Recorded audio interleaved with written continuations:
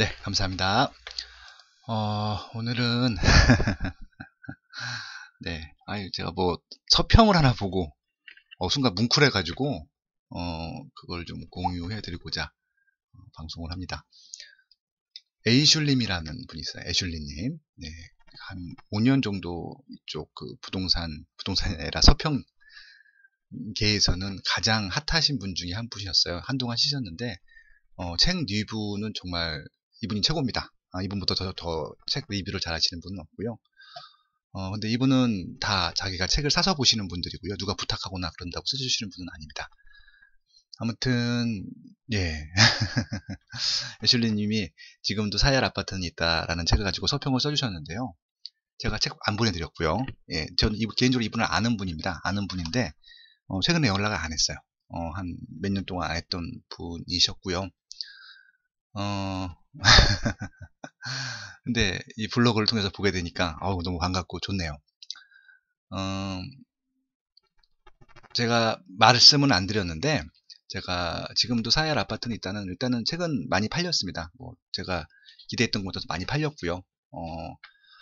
서울이 아니어도 오를 곳은 오른다 뒷부분이었기 때문에 두 가지가 패키지 책이었습니다. 이제 그것들을 이제 또 뭐 두껍기 때문에 나눠서 냈던 것들이었었는데, 이 책의 대부분은 그림이랑, 그러니까 지도하고, 아파트 리스트가 많습니다. 제가 뭐 10여 년 동안 이제 조사한 단지들을 정리해서 올려놓은 것들이죠.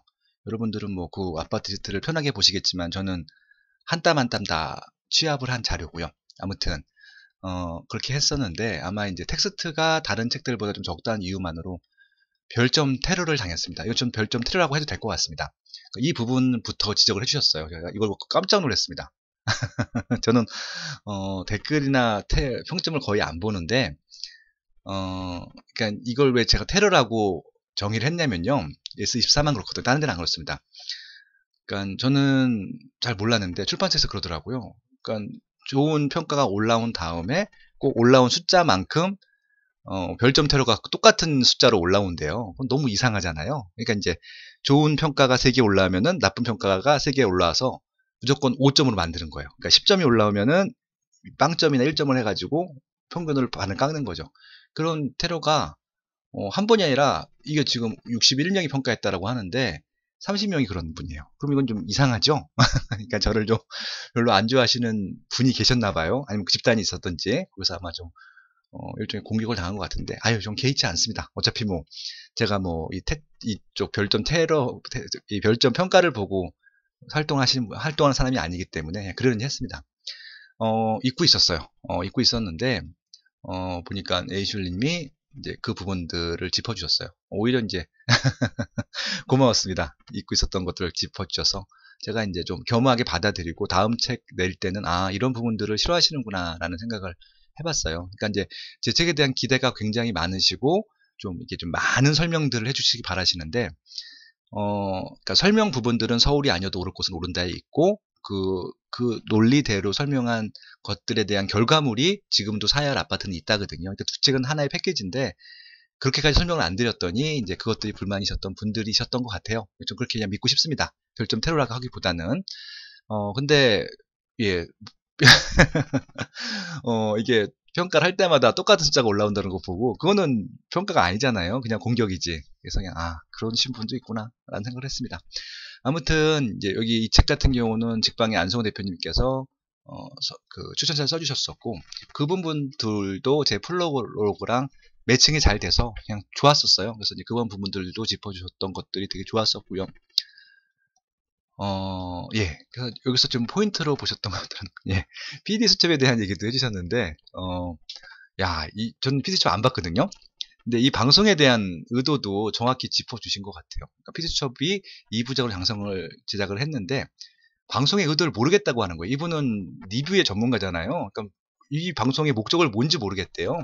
그래서 결국 그 결론을 내린 게, 오르지 못한 아파트를 소유한 사람들 혹은 무주택자들이 부동산 시장에 가진 어떤 감정을 해소시키기 위한 방송이 아니었나라는 겁니다. 이렇게 만들지는 않았겠죠. 근데 이제 이 정도로 보일 정도로 프로그램이 어설펐던 거예요. 그래서 이제 결국은 많은 사람들이 이제 부동산 시장 끝났다라고 생각을 하는 건가라는 결론이었던 건가라고 생각을 했다는 것들이죠. 근데 이제 이 에이슐린 같은 경우는 부동산 전문가가 아니에요.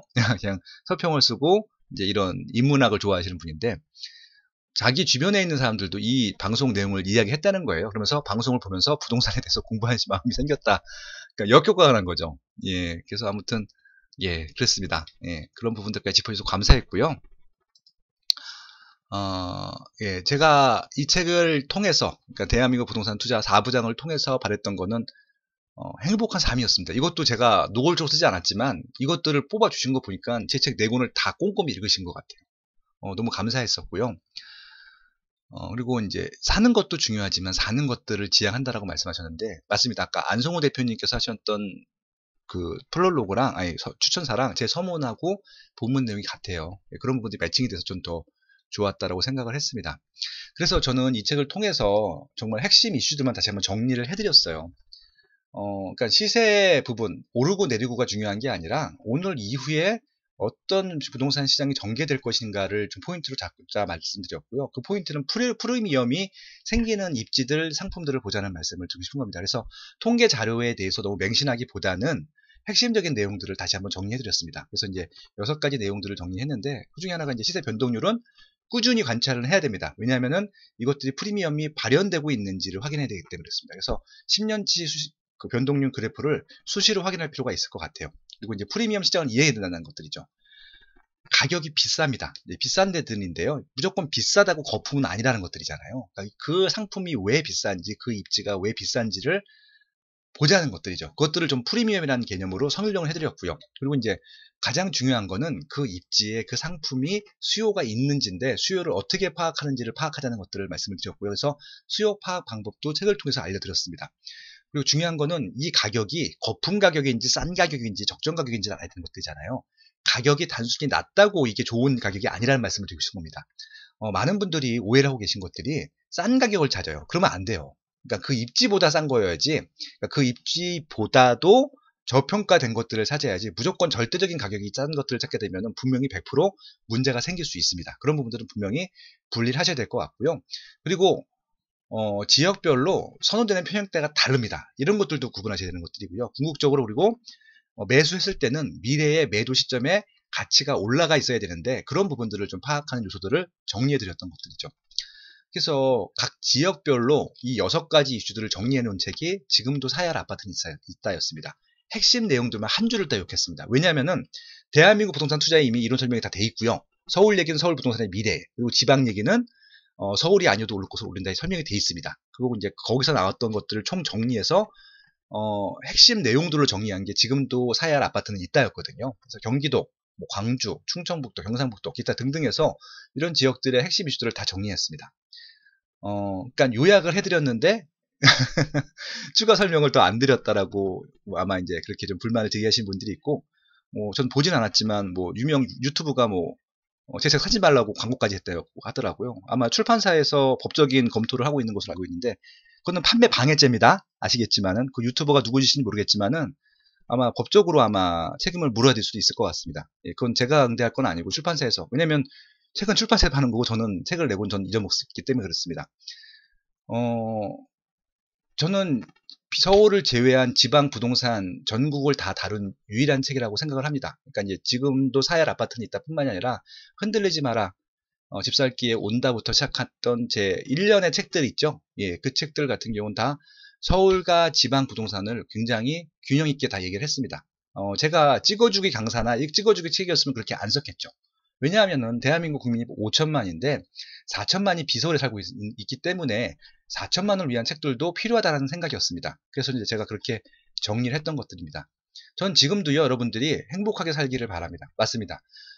근데 그 행복의 시작은요, 일단은 의식주가 해결이 돼야 됩니다. 의식주 중에서 저는 주를 자가로 시작했으면 좋겠다는 말씀을 드리고 싶은 겁니다. 그래서 그게 또 행복한 살기 위한 하나의 방법이라고 생각을 했기 때문에 네, 그런 말씀들을 드렸던 것들입니다. 부동산 공부 목적이 무엇입니까? 라고 하는 것들 다시 한번 화두를 던져주셨는데 이 서평을 보고 제가 감동을 받았어요. 감동을 받아서 제가 이동 중에 이 블로그를 읽었는데 너무 고맙고 감사하더라고요. 제가 한동안 이분한테 연락을 안 드렸는데 연락드리고 감사하다라고 전달할 예정이고요. 예, 에이슐님, 제가 고기 사겠습니다. 한우로 사겠습니다. 감사하고요. 이 유튜브를 들어봐 주시는 분들도요, 혹시 이 책에 대한 그런 평가를 해주실 때 제가 오늘 드린 말씀들을 좀, 생각해 주셨으면 좋을 것 같고요. 혹시 이 책에 대해서, 이런, 뭐, 별점 테러라든지, 뭐, 비구매? 어떻게 보면 불매 운동 하시는 분들이 있다라고 하면 한번, 이 서평을 한번 좀 공유해 주시면 좋을 것 같습니다. 예, 그 말씀 드리고 싶어서 방송을 했고요. 예, 오늘은 여기까지 하겠습니다. 예, 고맙습니다.